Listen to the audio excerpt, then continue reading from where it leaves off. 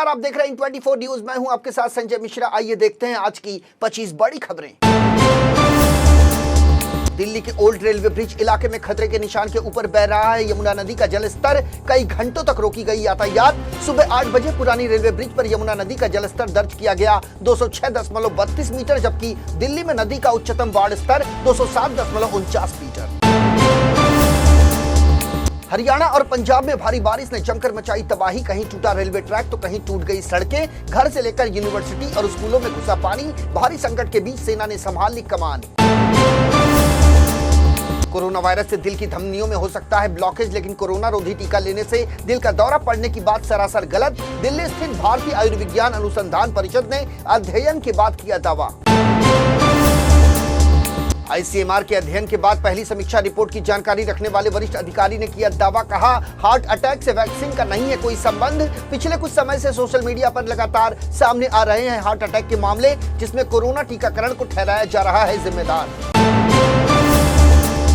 केंद्रीय स्वास्थ्य मंत्रालय के वरिष्ठ अधिकारी के मुताबिक साल 2020 से शुरू हुई थी कोरोना वायरस महामारी, लेकिन विश्व स्वास्थ्य संगठन के आंकड़ों पर यदि गौर करें तो साल 2019 में 1,79,00,000 लोगों की मौत की वजह थी कार्डियोवैस्कुलर डिजीज, जो वैश्विक मौतों का करीब 32% हिस्सा।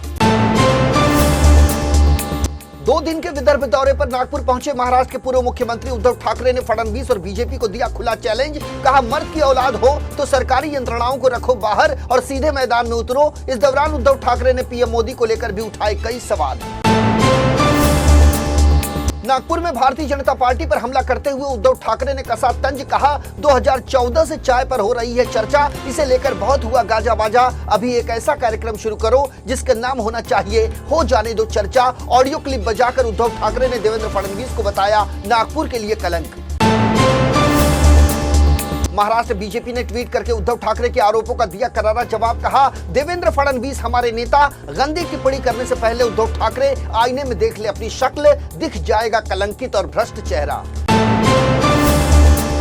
नागपुर में उद्धव ठाकरे द्वारा देवेंद्र फडणवीस पर की गई टिप्पणी पर बोले केंद्रीय मंत्री नितिन गडकरी। कहा, देवेंद्र फडणवीस के बारे में ठाकरे का बयान बेहद निंदनीय। राजनीति में भाषा का स्तर रहना चाहिए बरकरार। निचले स्तर पर जाकर व्यक्तिगत आरोप लगाना नहीं है महाराष्ट्र की राजनीतिक संस्कृति के अनुरूप। मुंबई के सहारा होटल में आयोजित एक निजी समारोह में शामिल हुए समाजवादी पार्टी के मुखिया अखिलेश यादव। 2.5 घंटे तक होटल में रुककर अखिलेश यादव ने की समाजवादी पार्टी के कार्यकर्ताओं से मुलाकात। अखिलेश यादव के मुलाकात के बाद बोले समाजवादी पार्टी के महाराष्ट्र अध्यक्ष अबू आसिम आजमी। कहा, अखिलेश यादव के रूबरू होने से कार्यकर्ता हुए काफी उत्साहित। अगले चुनाव में देखने मिलेगा इसका परिणाम। मुंबई में अखिलेश यादव का बड़ा बयान। कहा, उत्तर प्रदेश की बीजेपी सरकार ने प्रत्येक स्तर पर किया है सिर्फ और सिर्फ भ्रष्टाचार। अखिलेश यादव के मुताबिक बीजेपी की क्या है रणनीति, ये सभी की समझ से है परे। अखिलेश यादव ने बीजेपी पर लगाए गंभीर आरोप। कहा, बीजेपी समाज को तोड़ने, बंटवारा करने और दूसरों का हिस्सा छीनने में है सबसे आगे। अखिलेश यादव के बयान पर भारतीय जनता पार्टी के प्रवक्ता का पलटवार। कहा, समाजवादी पार्टी यूपी की राजनीति को लेकर दिग्भ्रमित। कई बार कांग्रेस और बसपा के साथ गठबंधन कर चुके हैं अखिलेश यादव। पिछले विधानसभा चुनाव में महागठबंधन का भी देख लिए नतीजा, अब तक नहीं कर पाए बीजेपी को परास्त। भारतीय जनता पार्टी के राष्ट्रीय अध्यक्ष जेपी नड्डा ने साल 2024 के आम चुनाव के मद्देनजर दक्षिण भारत में निर्धारित किया पार्टी का लक्ष्य। साल 2019 के आम चुनाव में मिले 55 सीटों के मुकाबले अगले साल होने वाले लोकसभा चुनाव में दक्षिण भारत से 85 सीटें जुटाने का बीजेपी का लक्ष्य। मध्य प्रदेश के सीधी जिले के बहुचर्चित पेशाब कांड के आरोपी के घर पर हुई बुलडोजर कार्रवाई से ब्राह्मण महासंगठन नाराज। सीधी जिले के कलेक्टर कार्यालय के सामने ब्राह्मण महासंगठन के कार्यकर्ताओं ने 4 घंटे से अधिक समय तक किया विरोध प्रदर्शन। आरोपी प्रवेश शुक्ला के खिलाफ की गई कानूनी कार्रवाई का महासंगठन ने किया समर्थन, लेकिन घर पर हुई बुलडोजर कार्रवाई को बताया सरासर गलत। मध्य रेलवे के नागपुर मुंबई लाइन पर अकोला जिले के माना रेलवे स्थानक से 3 किलोमीटर की दूरी पर भारी बारिश के चलते खिसक गई रेल पटरी के नीचे की जमीन। किसानों ने तत्परता दिखाते हुए वर्धा की दिशा में आ रही मेमू ट्रेन को सिग्नल देकर रोका। सौभाग्यवश टला बड़ा अनर्थ। दिल्ली मेरठ एक्सप्रेस वे पर सोमवार की सुबह दर्दनाक हादसा। भीषण सड़क हादसे में एक ही परिवार के 6 लोगों की मौत, जबकि 2 लोग गंभीर रूप से घायल। मेरठ से राजस्थान के सीकर स्थित खाटू श्याम जा रहे परिवार की कार को गाजियाबाद में स्कूल बस ने मारी जोरदार टक्कर। पंजाब की भटिंडा जेल में बंद गैंगस्टर लॉरेंस बिश्नोई की बिगड़ी तबीयत, फरीदकोट के गुरु गोविंद सिंह मेडिकल अस्पताल पहुंचाया गया। लॉरेंस बिश्नोई पेट में इंफेक्शन के चलते तबीयत बिगड़ने का डॉक्टरों ने जताया अंदेशा। स्पेशल वार्ड में डॉक्टरों की निगरानी में लॉरेंस बिश्नोई।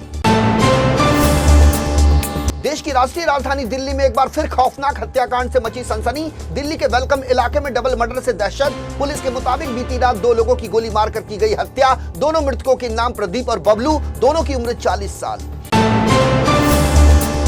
उत्तर प्रदेश के प्रयागराज में गैंगस्टर माफिया अतीक अहमद और अशरफ की हत्या की जांच के लिए एसआईटी जल्द ही दाखिल कर सकती है जांच रिपोर्ट। 90 दिनों की निर्धारित अवधि पूरी होने के साथ जेल में कैद आरोपियों के खिलाफ तय होंगे आरोप। 15 अप्रैल की रात पुलिस हिरासत में मीडिया के सामने गोली मारकर हुई थी माफिया डॉन अतीक अहमद और उसके भाई अशरफ की हत्या। इन दिनों कई मसलों पर संकट का सामना कर रहा है पाकिस्तान। मुल्क में सियासी और आर्थिक संकट तो है ही, अब देश मौसम की भी झेल रहा है मार। पाकिस्तान की एक न्यूज एजेंसी के मुताबिक 25 जून के बाद से यहां मौसम का बिगड़ा हुआ है मिजाज। बारिश के कारण अलग अलग घटनाओं में अब तक हो चुकी है 86 लोगों की मौत। उत्तरी अटलांटिक महासागर में सोमवार की देर रात महसूस किए गए भूकंप के तेज झटके। यूनाइटेड स्टेट जियोलॉजिकल सर्वे के मुताबिक उत्तरी अटलांटिक महासागर में 6.4 तीव्रता का आया भूकंप। फिलहाल जानमाल के नुकसान की कोई जानकारी नहीं। महिला सुरक्षा को लेकर महाराष्ट्र सरकार गंभीर। उप मुख्यमंत्री देवेंद्र फडणवीस की उपस्थिति में निर्भया पथक वाहनों का लोकार्पण। महिलाओं की सुरक्षा के लिए निर्भया पथक को और मजबूत करेगी राज्य सरकार। 184 मोटर बाइक और 40 4 पहिया वाहन निर्भया पथक में शामिल। अजीत पवार गुट के विधायक और महाराष्ट्र सरकार में मंत्री छगन भुजबल को मिली जान से मारने की धमकी। जांच में जुटी पुलिस ने आरोपी को मोबाइल लोकेशन के आधार पर ट्रेस कर महाड़ इलाके से किया गिरफ्तार। नशे में धुत गिरफ्तार आरोपी का नाम प्रशांत पाटिल।